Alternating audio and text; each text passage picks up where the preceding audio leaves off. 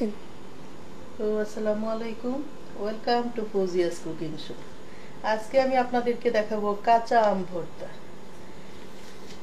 এখানে আমি একটা বড় সাইজের আম এরকম কাঁচা, এটা চিকন করে একদম বটি দিয়ে কেটে চিকন করে লম্বা লম্বা করে কেটে রেখেছি।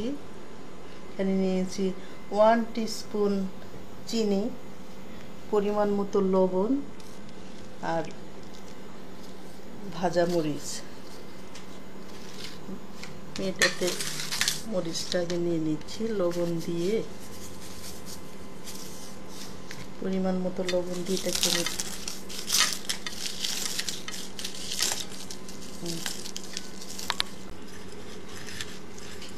এটা হয়ে গিয়েছে। এখন আমি আমটাকে মিক্স করব।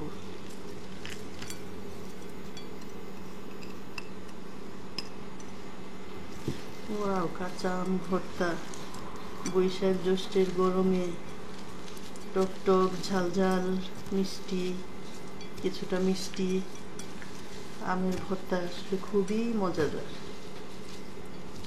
এখন আমি আমটার সাথে মিক্স করব 1 টিস্পুন চিনি,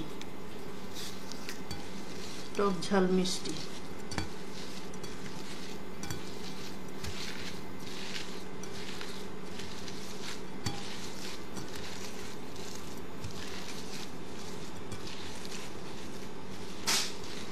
Wow, mouth watering.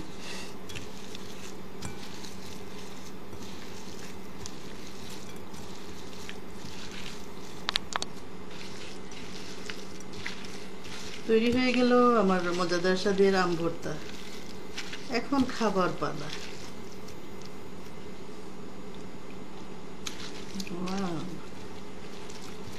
খুবই মজা, আপনারাও ট্রাই করতে পারেন, আশা করি ভালো লাগবে। কেমন মুখে পানি চলে আসছে না?